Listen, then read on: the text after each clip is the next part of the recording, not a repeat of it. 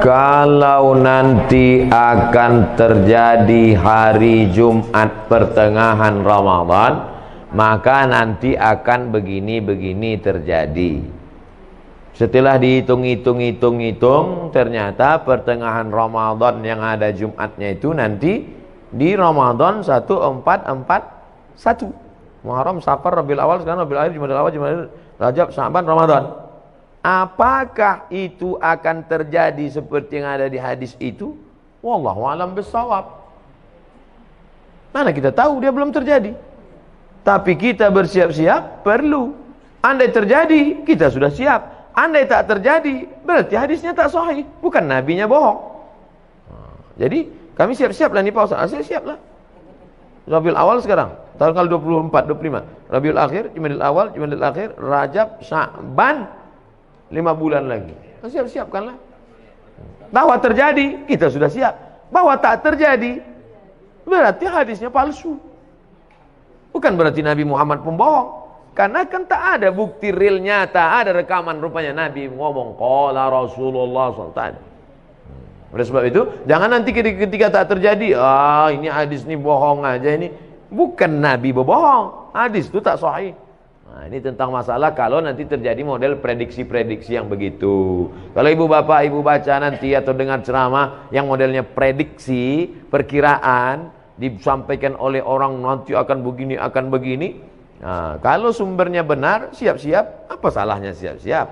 Tapi andai tidak terjadi pun, kita sudah siap. Jelas? Wallahu a'lam.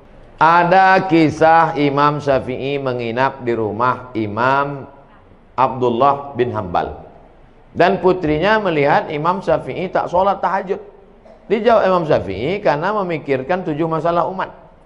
Dalam kajian lain, Ihya Ulumuddin ini nama kitab. Nama penulisnya Imam Abu Hamid Al-Ghazali, meninggalnya 505 Hijrah. Kitab yang paling bagus tentang psikologi Islam, tentang masalah hasad, masalah dengki, masalah busuk hati. Ini kitab Ihya Ulumuddin, bagus. Bahwa ibadah yang bersifat fardu ain lebih diutamakan dibanding fardu kifayah. Bagaimana pendapat Ustadz tentang hal tersebut? Ada kontradiktif antara perbuatan Imam Syafi'i dengan ucapan Imam Syafi'i. Katanya ibadah yang fardu ain lebih utama dibanding fardu kifayah. Sedangkan dalam riwayat kehidupannya dia tidak sholat tahajud karena memikirkan 7 masalah umat. Memikirkan masalah umat itu kan fardu kifayah. Sedangkan sholat tahajud sunat, bukan fardu ain. Tahajud bukan fardu ain, kecuali ditinggalkannya sholat wajib. Kok kenapa tak sholat wajib? Aku memikirkan umat nih sekarang. Nah, itu tak betul. Dan tidak pula tiap malam. Imam Syafi'i bukan tiap malam dia tak tahajud. Jadi ceritanya Imam Syafi'i bertamu ke rumah Imam Ahmad bin Hambal. Paginya ditanya sama anaknya, ya itu siapa ya? Kok aneh kawan ayah itu? Kenapa? Ada 3 aku lihat. Yang pertama, kuat kali makan dia, habis makanan. Yang kedua, dia tadi sholat subuh tidak wudu. Yang ketiga, dia tak tahajud. Kata Imam Ahmad bin Hambal, itu Imam Syafi'i, guru saya. Imam Ahmad bin Hambal itu murid Imam Syafi'i ketika sedang berada di Baghdad, Irak. Imam Syafi'i meninggal 204, Imam Hambali meninggal 241. Ingat, ada 2 angka yang mirip, 204, 241. Kenapa dia sholat subuhnya tidak wudhu? Karena wudhu isyanya tak batal. Kenapa dia tak tahajud malam itu? Karena tahajud amal pribadi. Sedangkan ada amal mengalir setelah mati, yaitu amal jariah nulis buku. Tahajud kalau kita buat untuk kita sendiri, mati kita putus. Tapi kalau nulis buku, tapi jangan tiap malam nulis tak tahajud, sekali-sekali. Yang ketiga, kenapa makannya banyak? Karena makanan orang beriman itu obat. Bapak, ibu kalau banyak tadi makan, mana tahu ditanya, kok banyak kali makan? Ini obat. Cuman kadang orang yang 3 cerita ini, yang 1 itu aja ingat dia, yang 2 itu tak ingat. Apakah salat yang ditinggalkan saat haid mesti diqadha? Hadisnya riwayat Aisyah, kunna nu'maru biqadha'is shaum wa lam nu'mar biqadha'is shalah. Kami disuruh mengganti puasa tapi tak disuruh mengganti salat. Kunna di situ kami.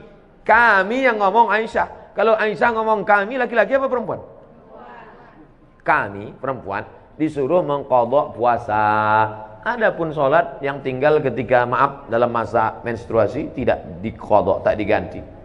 Saya selalu bangun sholat tahajud tapi seringkali tertidur di tengah sholat sehingga lupa rakaat ataupun bacaan. Tapi saya selalu berusaha untuk bangun, Pak Ustaz. Apakah sholat saya diterima Allah Subhanahu wa taala? Orang yang wajib sholat itu baligh berakal. Ada yang baligh tapi tak berakal. Maka ini termasuk tak berakal. Karena akalnya hilang. Orang yang akal hilang itu 3. Anin naim hatta yastayqiz, orang tidur sampai bangun. Anis sabi hatta yahtalim, anak kecil sampai akil baligh. Anil majnun hatta yafiq, orang gila sampai sembuh. Jadi waktu mau cuci muka wuduk itu, cuci bersih-bersih, gosok-gosok kepala ini, ayatnya jangan terlalu panjang. Udah tahu ngantuk berat, dibaca pula Yasin. Tidurlah. Baca qul huwallah, inna a'taina wal asri. Nah itu. Tapi kalau qul huwallah pun tertidur juga, ini parah betul ini. Orang yang cepat, orang yang banyak tidur itu 2 kemungkinan. Pertama, kurang gizi. Kedua, diganggu setan. Oleh sebab itu baca-baca banyak auzubillahi samil alim minasyaitonir rajim, auzubikalimatillahit tammati min kulli syaitani wa hamati wa min kulli ainil lammah. Untuk gizi banyak-banyak makan minyak ikan. Banyak-banyak minum madu. Boleh tak salat tahajud 10 menit sebelum azan subuh? Waktu tahajud dari sejak Isya sampai azan subuh. Jakarta subuhnya sekarang jam berapa? 4:06. Jam 4 solat tahajud sah. Tapi jangan tiap malam. Sekali. Jam 4 udah berbunyi, udah suara mengaji di masjid, boleh. Yang penting belum masuk waktu subuh. Saya tidak mengatakan azan. Saya tidak mengatakan azan. Belum masuk waktu subuh. Karena banyak juga sekarang muazin azannya sudah masuk beberapa saat, dia pun ketiduran juga. Boleh tak witir 1 rakaat, Pak Ustaz? Sesikit-sikit witir 1 rakaat. 3, 5, 7, 9, 11. Habis. 11 paling banyak. Jadi kalau ada orang sholat witir 1 rakaat, sah. Tapi masa iya mau masuk surga 1 rakaat? Pas tengok malaikat, berapa witir kau? 1, mak, sedikit kali kata malaikat. Pede kali kau masuk ke sini 1. Imam Ahmad bin Imam Hambali, salat dari Isya sampai subuh. Nabi, wala saufa yu'tika rabbuka fatarda, apapun yang kau mau ku kasih Muhammad, sampai bengkak kakinya. 1 rakaat mau masuk surga. Kau masuk surga? Ya Allah, di kaki 5-nya pun tak apa-apalah. Mudah-mudahan kita masuk surga Jannatul Firdaus. Idza sa'altumullah, kalau kau minta kepada Allah, fas'aluhul firdaus, mintalah surga Jannatul Firdaus. Bagaimana hukumnya kalau suami berselingkuh? Apakah sebaiknya bagaimana kalau suami garis miring istri? Suami atau istri berselingkuh, apakah sebaiknya suami istri itu minta cerai atau gimana, Pak Ustaz?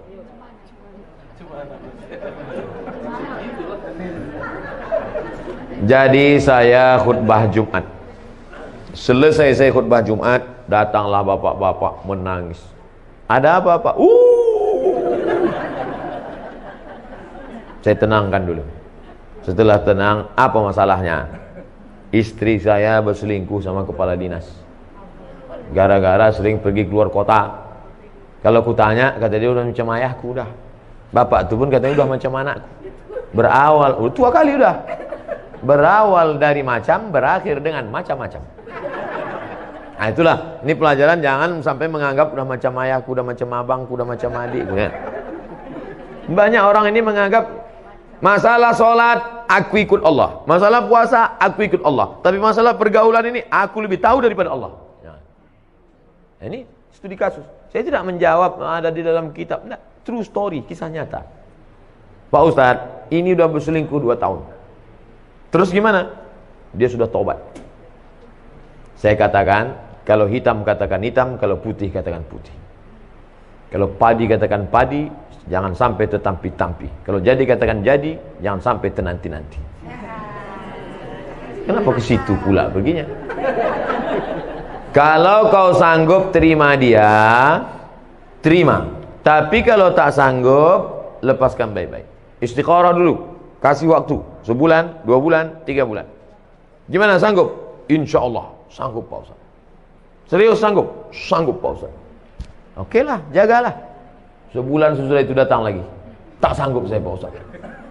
Asal saya dekat, terbayang saya wajah selingkuhan, membara rasanya dalam. Tapi kemarin kau bilang sanggup.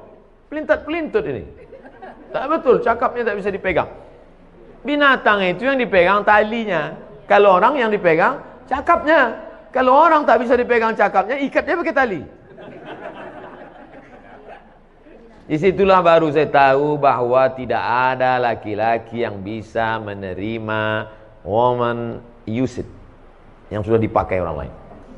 Terbayangnya muka laki-laki, tak bisa dia terima. Oleh sebab itu ujung-ujungnya dilepaskannya juga. Maka jangan pernah terjerumus dalam jaga diri baik-baik.